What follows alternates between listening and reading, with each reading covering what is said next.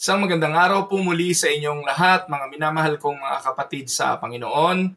Ito po ang inyong lingkod, si Pastor Ruel Camia po, mula po dito sa Winnipeg, Manitoba, Canada, para po sa ating pag-aaral ng salita ng Diyos ngayong umaga. Welcome po sa Tinig ng Pag-asa. Sa araw pong ito ay pagpapatuloy natin ang ating pag-aaral sa The Parables of the Lord Jesus Christ at nasa mga parables po tayo na tumatalakay tungkol sa discipleship. So sa oras na ito, ating pong tatalakayin ang The Parable of the Friend at Midnight. At matatagpuan po natin ito sa Luke chapter 11 verses 5 hanggang 13. Ulitin ko po ang pamagat ng ating pag-aaral, The Parable of the Friend at Midnight. Samahan niyo po ako at ating pong basahin ang mga talata.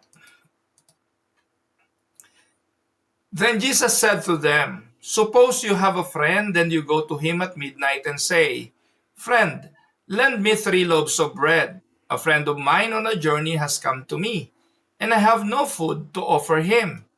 And suppose the one inside answers, 'Don't bother me. The door is already locked, and my children and I are in bed. I cannot get up and give you anything.'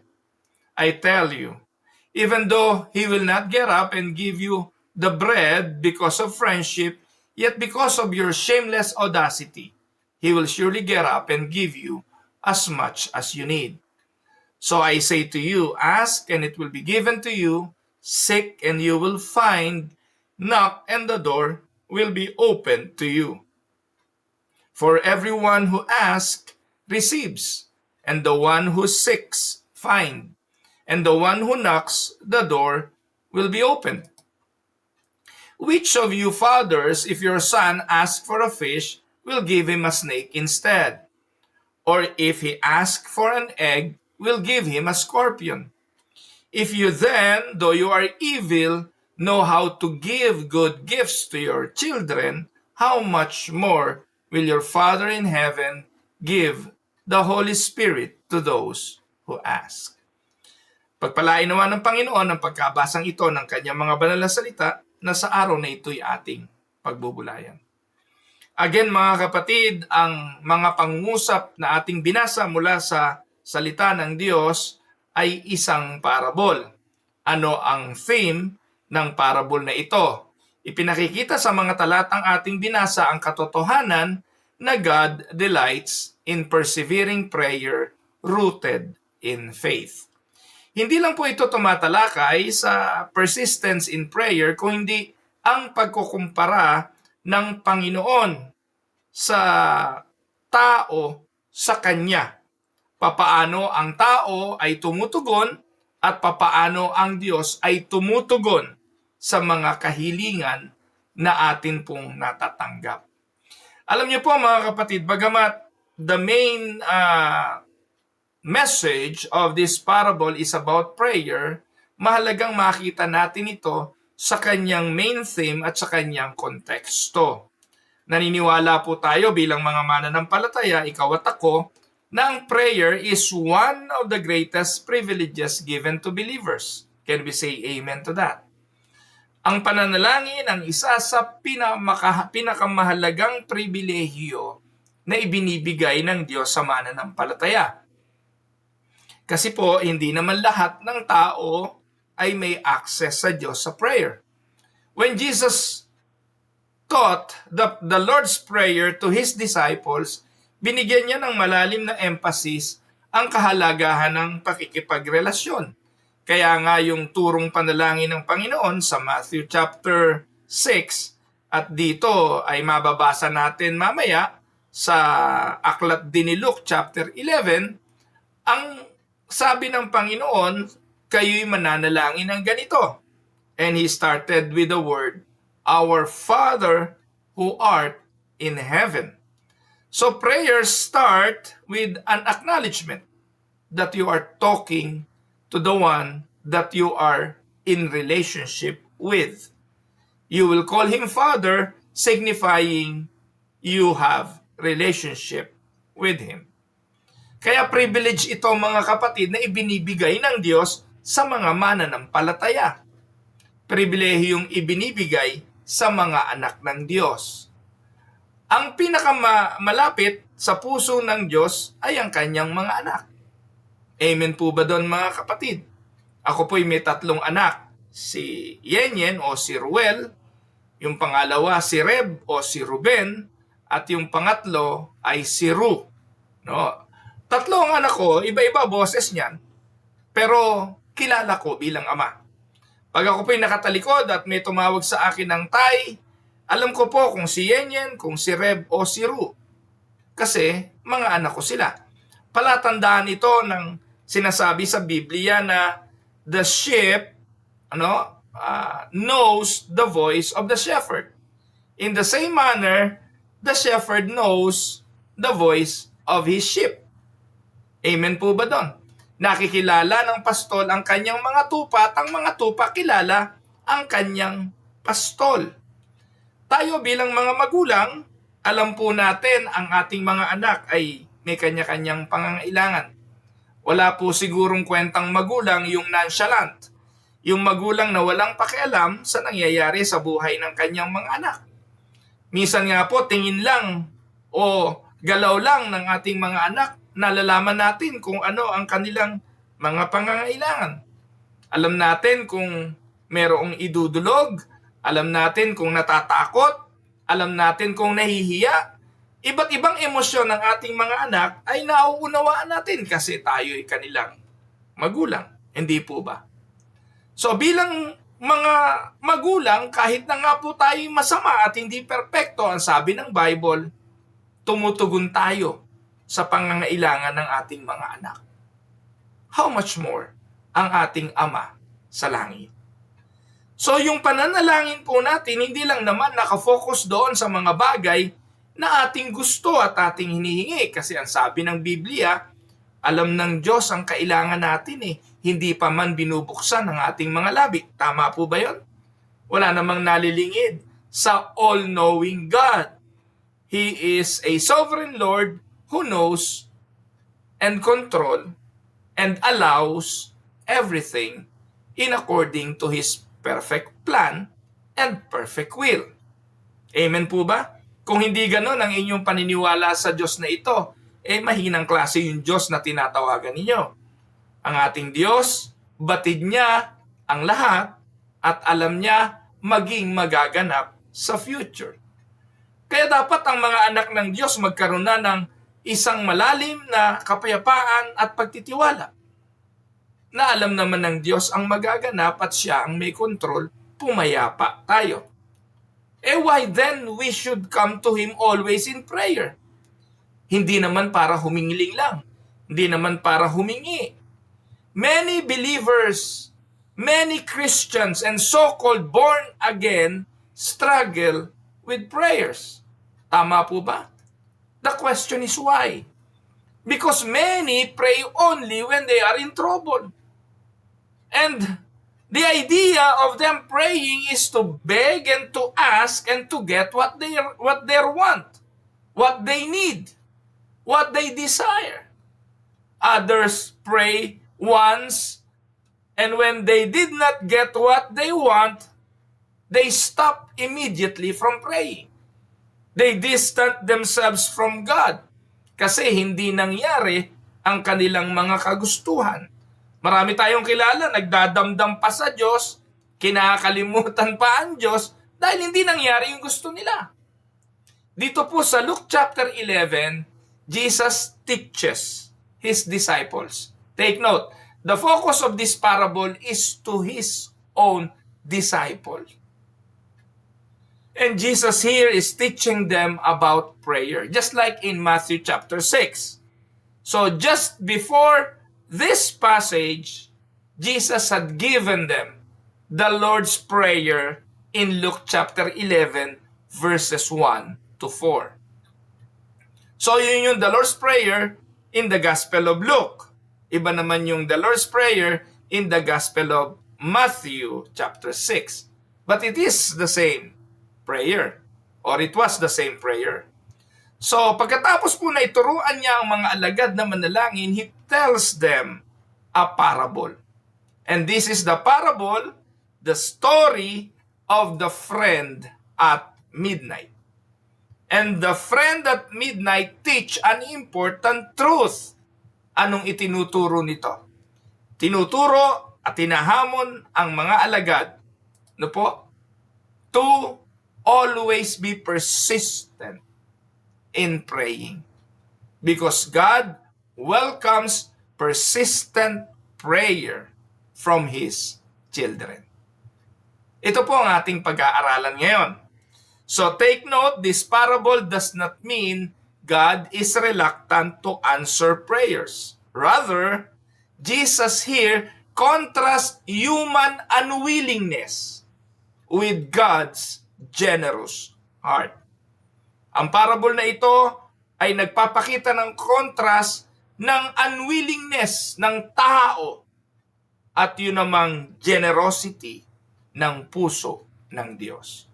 Mga kapatid, the message is simple but very powerful. God delights in persevering prayer rooted in faith.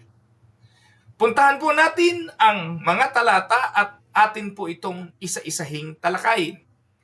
Jesus begins the story by showing us the situation. Merong kwento ang Panginoon at sinimulan niya ito sa pagpapakita ng isang sirkumstansya. Ang circumstances or the situation calls for a desperate action because the situation is a desperate need. And he begins the story on verses 5 to 6 ng Luke 11. Then Jesus said to them, halimbawa suppose, this is just a story. Suppose you have a friend, and Jesus is telling this to the disciples. Halimbawa kayo ay may kaibigan na dumating sa inyo hating gabi. Dumalo ka sa kaibigan mo at ang sabi mo sa kaibigan mo, ako'y gutom na eh. O may bisita ako, pwede ba nabigyan mo ako ng 3 tasty bread, 3 loaf o loaves of bread. Kasi may bisita ako nagbiyahe. Dumating sa bahay ko hating gabi na. Wala akong maihain sa kanya Pwede ba kaibigan, ako'y pahiramin mo muna. So ito po yung ating senaryo. May isang lalaki, may dumating na bisita, hating gabi, wala siyang maihain. Ang naisipan niya sa pangangailangan ito, it was a desperate situation. Saan ka pupunta? Pupunta ka doon sa pinakamalapit na relasyon mo. At ang sabi rito, kaibigan ang kanyang pinuntahan. Mga kapatid, in the ancient Middle East, hospitality was extremely important. Well, hindi lang naman sa ancient Middle East. Tayo nga sa Pilipinas Meron tayong mga kasabihan, especially yung mga Batanggenyo. Shout out sa mga Batanggenyo. Ang sabi po ng mga Batanggenyo madalas maubos na ang kayamanan, wag lang ang kayabangan. Actually, hindi lang naman mga Batanggenyo, pati sa Cavite. Naalala ko po yung tatay ko Sabi nga ng nanay ko, yun lang pag-aari sa pisikal na katawan ng tatay ko ang hindi niya maibigay Medyo may kabastusan, pero sabi, yan lang ang hindi mo maibigay Lahat na lang. May dumating, huli ng manok, katay ng manok, sampalukang manok. May humingi ng kambing. Pare, kailangan ko ng kambing. Magbe-birthday yung anak ko Huli si kambing. Katay si kambing. Pati ricado. Hindi malang nagbigay ng ricado yung kumpare. Tatay ko pa rin na nag-provide nung pang-ricado sa kambing. I-deliver na lang yung kambing. Namimili pa ng putahe. Meron ng kaldereta, merong papaitan, at meron pang kinilaw na balat ng kambing. So lahat ng walang makakatakas sa kambing, lahat ng pwedeng lutuin sa kambing at i-deliver pa iyon. Sabi ng nanay ko, grabe na yung mga kaibigan mo. Pero alam niyo po, hindi naman yung kaibigan ng tatay ko ang problema Minsan yung tatay ko, sa kanyang pagiging generous, sa kanyang pagiging mapagbigay sa kanyang mga kaibigan. Meron po kaming kapirasong bukid nung araw doon po sa Imus. Wala pong pupunta doon nang uuwi nang hindi makakatikim ng sinampalukang manok o tinolang manok dahil iuhuli agad sila ng tatay ko. Meron nga pong isang bagong dating dito dati sa Winnipeg. Ang ipinagmamalaki niya, dumalo kami sa bukid ng tatay mo. Maya-maya lang, nakarinig kami ng 2 putok. Bang! Bang! O 2 manok na ika yun. At sinampalukan na agad yung 2 inahing manok na yon. So, makikita po natin, hindi lang naman sa ancient Middle East nangyayari yung hospitality. Kahit saang lugar. Sabi nga, kahit sardinas, pupunta tayo sa tindahan para mangutang para may maipakain tayo. Minsan nga mga kapatid, ito ang realidad eh.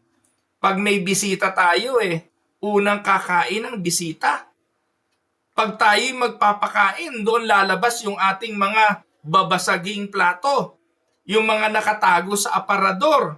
Pero yung pang-araw-araw natin na gamit, yung mga cup noodles, yung mga pinagkainan ng cup noodles, at yung mga baso ng kapeng Nescafe na may hawakan pa, yun ang ginagamit natin pang-araw-araw.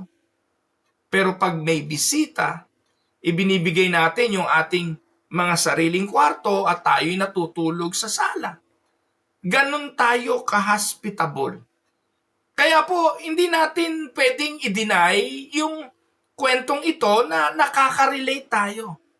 Na kapag may dumating tayong bisita, manggigising tayo ng matalik na kaibigan para ikuha ng makakain o ihingi ng makakain yung ating bisita.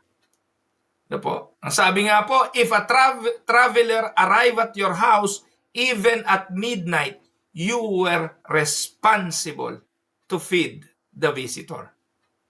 So the man in the story had a problem. Anong problema niya? A guest arrived unexpectedly. Pag ang bisita, alam mo ang padating, kung kailan padating, talagang gagawa tayo ng paraan. Talagang maghahanap tayo ng resources para pagdating, meron tayong maihanda. Pero dito, unexpected ang pagdating ng bisita. Dinatnan siya na walang tinapay na maihahandog. So what he did, he went to his friend, and take note, at midnight. So itong sitwasyon na ito ay hindi madali. It was a bold request. Midnight was the time when families were asleep. Hindi ka lang mga abala o hindi ka lang manghihingi. Ano ba yung term na ginagamit natin dyan? Alam niyo po yung mga balbal at kalyeng salita na ginagamit ay mambuburaot. No? Hindi ka lang mambuburaot. Forgive me if you don't know the term, pero sa Cavite madalas ko narinig yan eh. No? Mambuburaot ka na naman. Ibig sabihin, can you give me some words na pwedeng gamitin doon? Yun na nga po, manghihingi ka. Pero hindi ka manghihingi ng meron po mga paghihingi na nasa tamang oras at nasa tamang panahon naman eh. Halimbawa, tanghaling tapat at napadaan ka sa bahay ng iyong kapitbahay na meron tanim ng malunggay. O pare, pahingi na nga ng ilang tangkay ng malunggay. So, meron ganun eh. Hindi naman makakatanggi na yung kumpare mo, pipuputol ka na lang ng daon ng malunggay. Okay, napadaan ka sa puno ng papaya. Pare, pahingi na nga ng isang bunga at magtitinola lang ako. So, yun po mga ganun, parang madaling oras at madaling panahon ng panghihingi. Nasa timing eh. Dahil una, araw naman, tanghaling tapat marahil o umaga. Pero paghating gabi na, alam niyo po mga kapatid, yung nanghihingi ng umaga at nanghihingi ng gabi magkaiba. Kasi yung nanghihingi ng gabi, madalas magnanakaw yung tumitira ng gabi eh. Dahil kung ikaw naman ay manghihingi, sa araw mo ito gagawin. Kung nang buraot ka man, hindi masyadong mabigat kasi wala kang inabala. Hindi ka nang istorbo. Pero dito, ang lalaking ito, talagang matindi pangangailangan, kapalan talaga ito. It was a bold request kasi midnight. And midnight was the time when all the members of the families ay tulog na. At alam nyo mga kapatid, nung araw, maliliit naman ang bahay, no? Maliliit yung bahay at kapag ginising mo ang isa, gising ang lahat. Pag ikay kumatok, magigising ang lahat. Yet, the man went anyway. Siguro alam niya to, iniisip niya, anak, gigisingin ko si pare. Pag ginising ko si pare, magigising si kumare. Magigising ang mga bata. So talagang aabala, ayun, tama si Ate Merly, mangmumulestya. Yun ang term, no? Mangmumulestya. Pero yata ngayon, pag ginamit yung mangmumulestya, parang yung bata gagasain, minulestya. Pero tama po yung term na yun. Yung namumulestya. At ito po mga kapatid, ginawa ito ng kaibigang ito. Now, anong spiritual lesson ang ating matututunan dito? Nakarelate naman kayo marahil sa kwento kasi nangyayari naman talaga ang mga ganitong klase ng kwento. Anong spiritual lesson? Una, this represents our spiritual need. We come to God because we realize we do not have the resources ourselves. Di ba madalas ganito naman talaga? Nang aabala, nang iistorbo tayo kasi matindi pangangailangan eh. Ngayon, ganito rin naman tayo sa spiritual na buhay. Lumalapit tayo sa Diyos kasi nare-recognize natin, nare-realize natin na wala tayong resources at kailangan natin ang Diyos. At ang realidad sa spiritual, we are spiritually dependent on God. Pagdating sa mga bagay na spiritual, hindi tayo makapagpo-produce ng anumang bagay. Diyos lang ang pwedeng mag-provide nito. Only God can provide.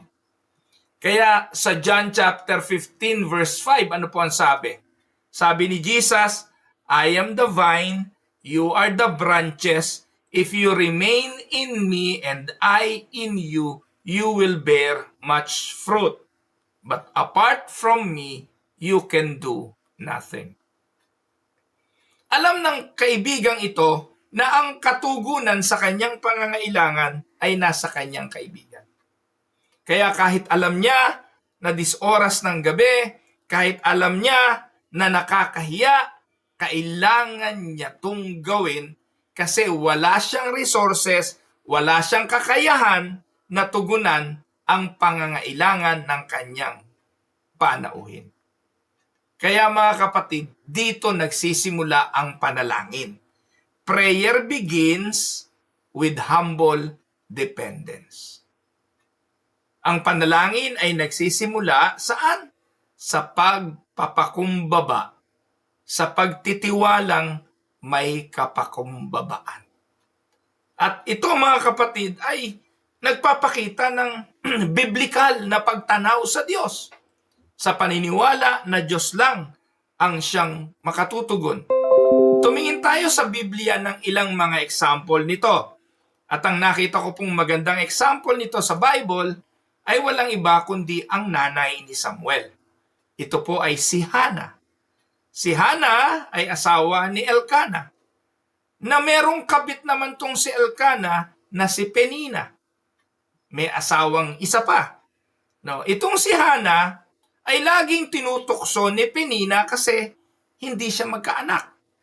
At dahil wala siyang anak, araw-araw na lang na ginawa ng Diyos, paggigising naririnig niya yung kataga kay Penina na ikaw ay baog. Baog, baog, baog. Masakit na sa tenga yon ni Hannah. Kaya wala siyang hinihingi sa Diyos araw-araw, kundi ang siya'y pakinggan na magkaroon ng anak. Sabi nga, Hannah was barren and deeply troubled.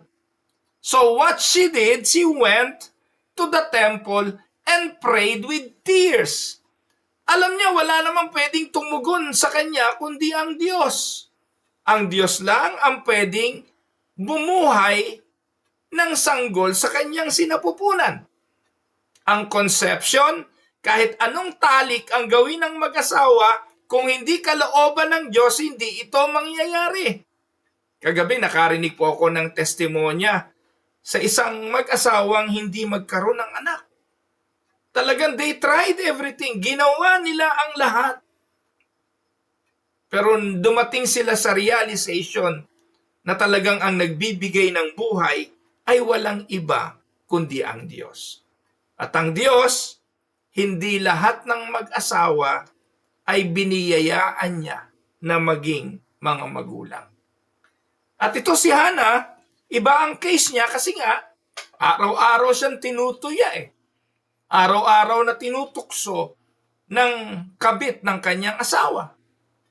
So she went to the temple and prayed with tears. Naalala niyo po ba nung nakita siya ni High Priest na Eli? 1 Samuel 1:10. She was deeply distressed and prayed to the Lord and wept bitterly. Kaya nung nakita ni Eli, yung high priest, na si Hannah ay napakaaga pa nag-iiyak, napagkamali ang panyang lasing eh. Minsan yung mga religious leaders mapanghusga rin eh. Nung nakita niya na bulong ng bulong itong si Hannah, sabi niya, aga-aga naman lasing ka. Sabi ni Hannah, hindi po ako lasing. Nananalangin lang po ako.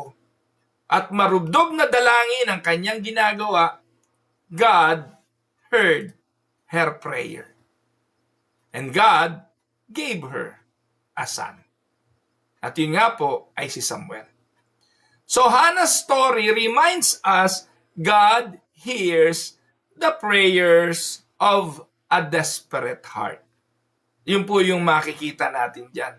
Yung mga taong wala nang malalapitan kundi ang Diyos, yung wala nang malalapitan kundi ang kapangyarihan ng Diyos, hindi naman binibigo ng Diyos ayon sa kanyang kalooban. Amen po ba? Kaya kung atin po itong bibigyan ng illustration, imagine a child na nagising sa middle of the night because he is sick. Ano gagawin ng sanggol? O yung bata, the child will not hesitate to wake his parents. Hindi siya magdadalawang isip na gisingin ang kanyang mga magulang sapagkat alam niya na ang kanyang mga magulang ay magmamahal at hindi siya pwedeng tanggihan. So, mga kapatid, in the same way, believers, you and me, Christians, you and me, can come to God even in desperate times because we know He is our Father. Amen po ba mga kapatid? Pinakikita ng ating parable ngayon na ikaw sa isang desperate situation ay may Diyos na pwede mong tawagan. Now, let us look the second point.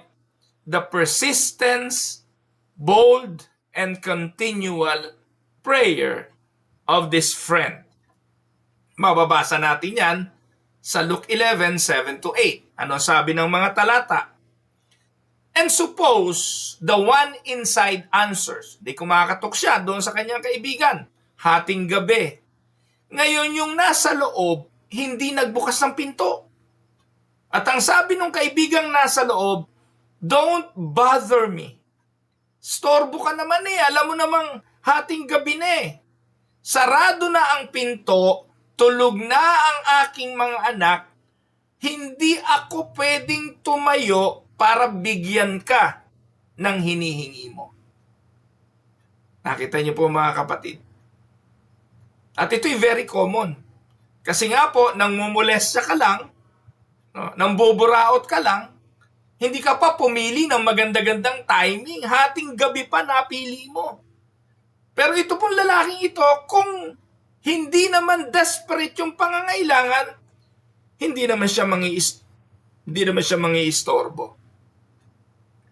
Pero napakaganda po rito ng verse 8. Ang sabi ng Panginoong Hesus, sinasabi ko sa inyo, kahit ayaw tumayo ang lalaking nasa loob ng bahay, magbibigay siya ng tinapay, hindi dahil sa kanilang pagkakaibigan, kundi dahil sa shameless audacity ng kanyang kaibigan. Take note, hindi po binigyan ng tinapay ang lalaki sa labas ng pinto dahil sa pagkakaibigan, kundi binigyan dahil nabubwisit na, naiingayan, napeperwisyo sa ingay, kakakatok, kaya pinagbigyan na lang.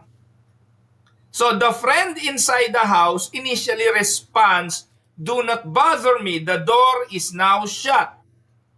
But Jesus continues. Look at verse 8. I tell you, even though he will not get up and give you the bread because of friendship, yet because of your shameless audacity, he will surely get up and give you as much as you need. Anong ibig sabihin ng shameless audacity? Sa ibang translation, pagsusumika, pagpupumilit, or persistence. The man kept knocking. The man refused to leave. Eventually, the friend got up and gave him what he needed. So, ayun, no? Hindi siya tumigil ng katok, hindi siya umalis, and eventually, tumayo yung nasa loob para siya ay pagbigyan. Ano mahalagang katotohanang makikita natin dito?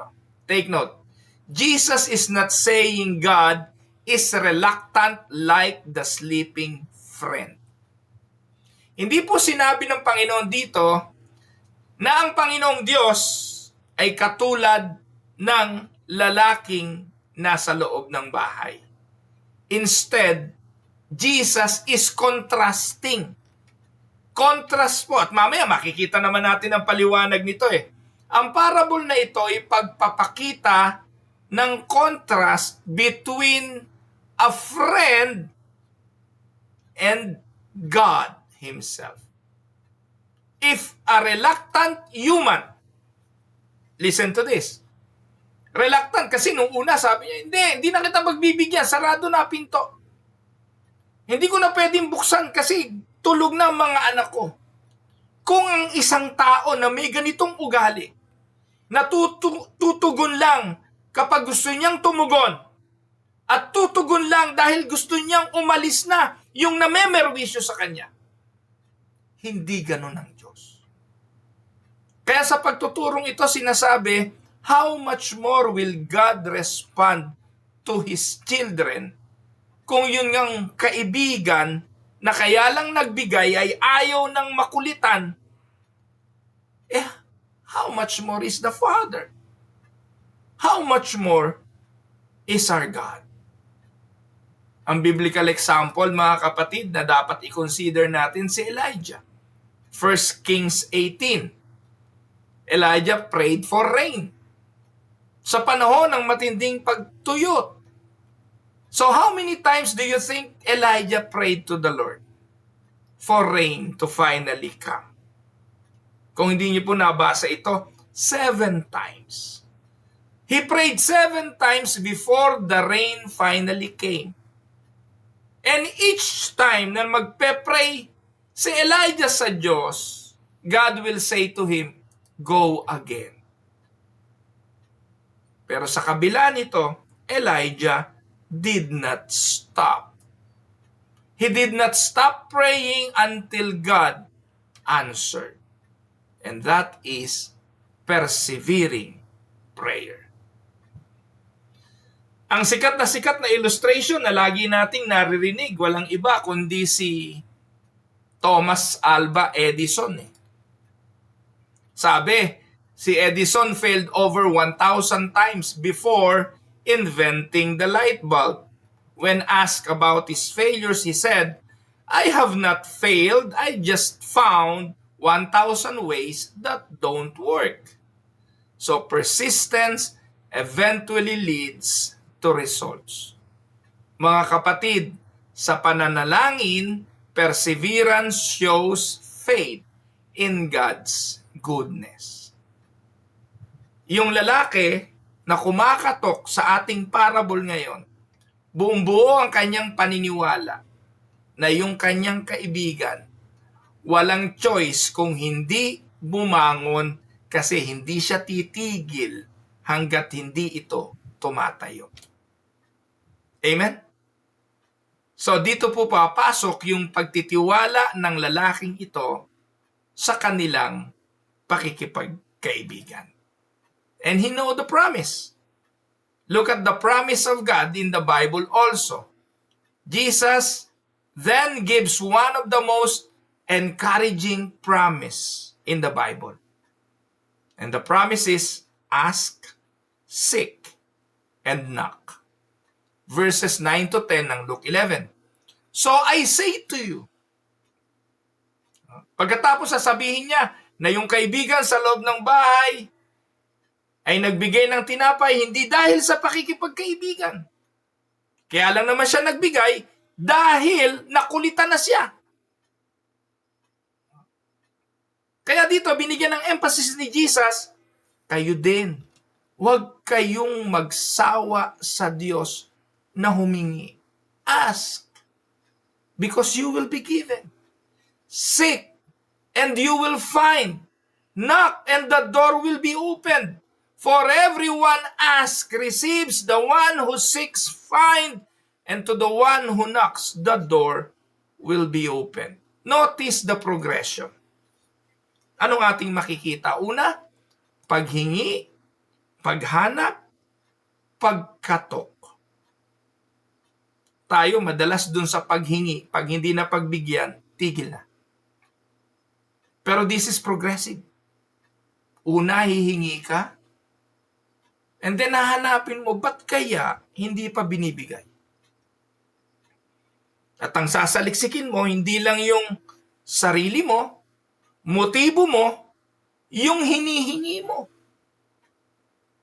Kaya, mga kapatid, napakahalaga sa pagtawag natin sa Diyos, lagi nating susuriin. Meron bang selfish motive ang aking prayer? Meron bang selfish motive at pansariling kagustuhan ang aking kahilingan? Bakit mo hinihingi yan? Doon suriin natin. Let us seek. And how can we seek the will of God? Look at the scripture. Wala bang nilalabag na sinasabi ang Diyos sa kanyang mga salita sa bagay na hinihingi mo? Kapatid, how many of us pray for financial breakthrough? How many of us always come to God for riches and wealth?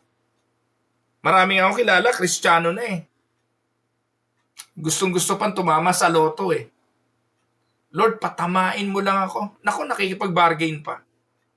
Yung ba nakikipagkasunduan pa, Lord, patamain mo lang ako. Si Bishop Ruel, bibili ko ng Lamborghini. Tumama lang ako, Lord. Papadalang ko si Bishop Ruel ng pera para magamit pa sa misyon ng gawain. Napaka-noble, no? Pero, i-prayer mo yun eh. Ang tanong, nasuri mo ba? Nahanap mo ba kung ito'y ayon sa kalooban ng Diyos? At kung ang sagot naman hindi yan kalooban ng Diyos, tumigil ka na ng paghingi. Dahil mali ang iyong motibo.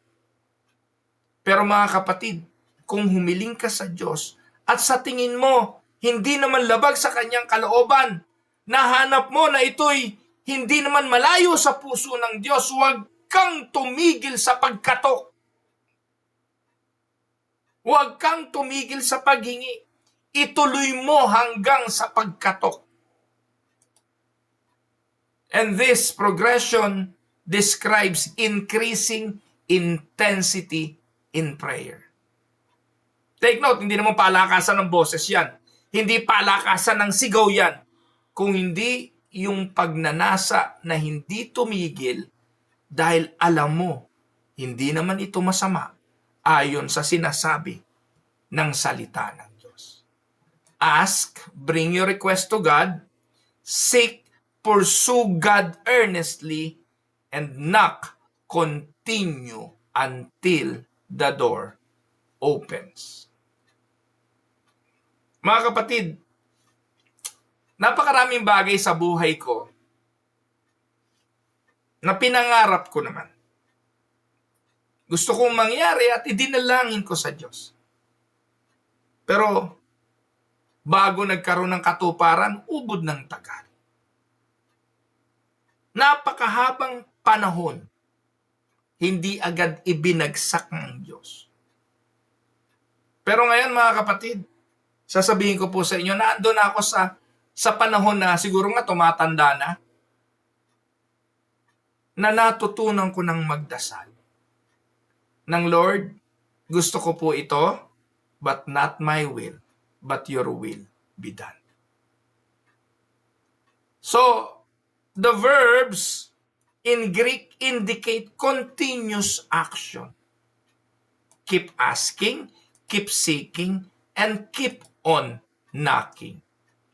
Jesus assures us, everyone who asks, receives. Now, sino magandang example nito? Kanina, ay ating nakita si Hannah. Ngayon, i-consider naman natin ang isang propeta sa Biblia. Ito'y si Daniel. In Daniel chapter 10, he prayed and fasted for 21 days before the angel finally arrived with the answer.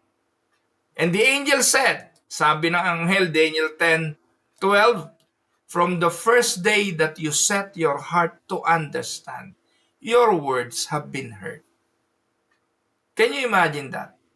Sa pagbukas pa lang ng bibig ni Daniel, hindi pa binubuksan yung bibig sa puso pa lang, nung naintindihan mo kung anong naisin ng Diyos, nung oras na ito, nakarating na sa Diyos ang iyong mga kataga. God had heard the prayer from the beginning. Sometimes the answer takes time, but God hears the prayers of His children. At kung bibigyan natin ng illustration, katulad ng isang magsasaka na magtatanim ng binhi, he does not see the harvest immediately. So the farmer must wait, must water, and must trust the process. May mga bagay na para sa ating gawin, pero may mga bagay na ang huli ay sa Diyos. Kaya ganito rin sa prayer. God often works behind the scenes before we see the answers. Amen? So dito po, papasok ngayon ang karugtong ng kwento at dito natin makikita ang comparison ng puso ng Diyos at puso ng tao. Dito po makikita natin God gives good gifts. Jesus ends the teaching with a powerful comparison. Sabi ng Luke 11:13, which of you fathers, if your son asks a fish, will give him a snake instead? Or if he asks for an egg, will give him a scorpion? If you then, though you are evil, know how to give good gifts to your children, how much more will your Father in heaven give the Holy Spirit to those who ask Him? Tandaan, walang mabuting ama ang gagawa niyan na magbibigay ng ahas sa kanyang anak na humihingi ng isda, at walang mabuting ama na magbibigay ng alakdan sa kanyang anak na humihingi ng itlog. Dito mga kapatid, binigyan ni Jesus ng comparison ang tao at ang mabuting Diyos. Tayo bagamat masasama, nagbibigay sa ating mga anak how much more ang Diyos? Yung lalaki na binigyang halimbawa kanina na nasa loob ng bahay, nagbigay ng tinapay. Pero kaya siya nagbigay hindi dahil sa relasyon, kaya siya nagbigay hindi dahil sa pagkakaibigan, kaya siya nagbigay kasi nabubwisit na siya sa kakulitan ng kanyang kaibigan. And that is the contrast with our Father. The contrast with our Father, hindi siya nagbibigay dahil nakulitan. Hindi siya nagbigay dahil sa kakakalampag mo at nabwisit siya. Nagbigay siya dahil nabago na ng pananalangin ang ating mga puso. Natutunan na nating magtiwala, natutunan na nating maging persistent, natutunan na nating umasa na ang ating Ama hindi tayo bibiguin. Kaya take note mga kapatid, praying is not a means to change the mind of God. Prayer supposed to change us first. Change our heart, change our mind, change our disposition. And then after that, God will change the circumstances. Amen? So anong conclusion ni Jesus? If you then, who are evil, kayo na masasama, marunong kayong magbigay ng mabuti sa inyong mga anak, how much more will the Heavenly Father give the Holy Spirit to those who ask Him? Ito key point mga kapatid. God is not an unwilling friend. Hindi po siya katulad noong kaibigan na pinuntahan para hingian. Alam na natin ugali nun eh. Hindi naman siya magbibigay talaga. Ayaw na nga tumayo eh. Pero dahil sa kakakulit, nagbigay. Ayaw na niyang maperwisyo. Mga kapatid, ang kontra sa Diyos, hindi ganun ang ating Diyos. Our God is a loving Father. Hindi siya sasagot dahil napilitan. Hindi siya sasagot dahil nakulitan sa iyo. Ang Ama ay mabuti at alam niya bago pa hilingin ng bawat isa sa atin ang ating kailangan. Tandaan, the greatest gift God gives is the Holy Spirit. At sa Reformed perspective, this reminds us that God Himself empowers prayer. Ang Holy Spirit ang nagtuturo sa ating magdasal. God answers prayer and it will be in accordance to His sovereign will. Ang sagot ng Diyos sa ating mga dalangin ay hindi nakabase sa gusto natin. Nakabase ito lagi sa Kanyang mabuting kalooban. Tandaan, even our desire to pray is a work of grace and not because of our own doing. Ang desire natin na manalangin ay biyaya pa rin na galing sa Diyos. Ang biblical example nito, mga kapatid, ang unang iglesia sa Book of Acts. Mababasa natin yan sa chapter 12. Nabilanggo si Pedro dahil sa pangangaral ng Ebanghelyo. Anong ginawa ng simbahan? The church prayed earnestly for him. Anong ginawa ng Diyos? God answered the prayer of the people by sending an angel to release Peter from prison. The persistent prayer resulted in miraculous deliverance. Pero hindi dahil makulit lang ang mga kapatiran kaya dininig ito ng Diyos. Hindi. The answer of God is based on His purpose and plan. Si Peter kailangan lumaya kasi may ministeryo pa siyang dapat gawin. Kung naging sagot man ito sa prayer ng mga kapatiran, ang nasunod pa rin ay ang kalooban ng Diyos. To illustrate this again, a father may not give everything he asks for, or the child everything he asks for. But he will always gives what is good. Again, tayo bilang mga magulang, lahat ba ng ungot ng inyong mga anak ibinigay ninyo? Lahat ba ng prayer ng inyong mga anak pinagbigyan nyo? Kung meron bang anak na hihingi ng laruang kutsilyo, ay bibigay ninyo? Walang matinong ama ang gagawa nun. You will only give what you think your children needs and what will benefit your children. Kaya nga, if a child asks for candy before dinner, the father will always say no. Narinig niyo na po ba yan sa mga magulang niyo? Nay, pabili naman ng candy, kakain na. Alam na alam ko po yan, mga kapatid. Nay, pwede ba pabili naman ng ganito, ng ganyan? Oy, Rualdo. Tao sa akin ng nanay ko po nung araw, Rualdo eh. Ruel po ako. Tumigil ka, Rualdo, kakain na. So kasi alam ng mga magulang na kapag kumain ka nun, mawawalan ka na naman ng ganang kumain. Not because they are unkind, but because they know what is best. Amen? Lagi nating naririnig, God answers prayer in 3 ways eh. Ano-ano yun? Yes, no, and wait.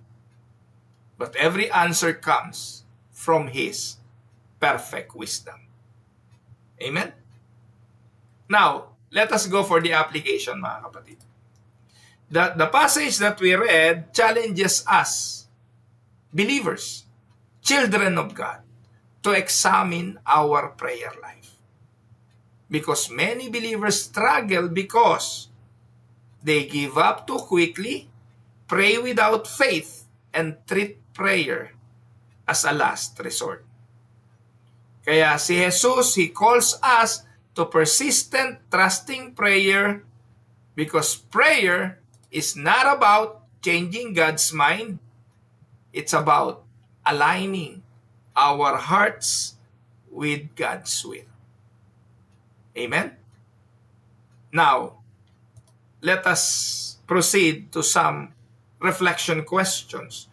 Pwede nyo po itong pagbulay-bulayan. 1. How consistent is your personal prayer life? 2. Do you tend to give up when prayers are not answered immediately? Next, what need in your life right now requires persistent prayer?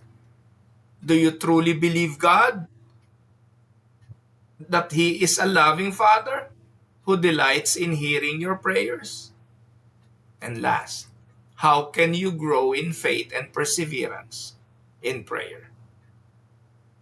Now, to conclude ang ating pag-aaral at ang ating parable on a friend at midnight. The parable of the friend at midnight teaches 3 powerful truths. 1. We come to God because we have real needs. 2. God honors persistent prayer. And 3, and the last, our Heavenly Father delights in giving good gifts. Tandaan, prayer is not merely a religious duty. Hindi isang ritual na kailangan lang iraos. Prayer is a relationship with our Father.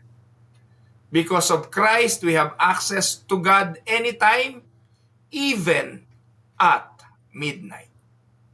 So let us therefore come to Him with boldness, with faith, and with perseverance. Tayo manalangin. Our Father, we thank You for the privilege of prayer. Thank You that through Christ, we can come before Your throne with confidence. Patawarin Mo ang mga oras at panahon na nakakalimutan naming tumawag agad sa Iyo. Turuan Mo kaming mag-persevere hanapin at ikaw ay katukin. Lord, may you strengthen our faith so that we may continue to ask, to seek, and to knock. Help us to remember that you are our loving Father who delights in giving good gifts to your children. Puspusin mo kami ng Santong Espiritu na kami ay matutong sumunod sa iyong kalooban. Gawin mo kami lagi na nakadepende sa iyo sa lahat ng pagkakataon. This is our prayers in Jesus' mighty name. Amen. Mga kapatid, ako po ang inyong lingkod, si Pastor Ruel Camia para po sa Tinig ng Pag-asa. God bless everyone.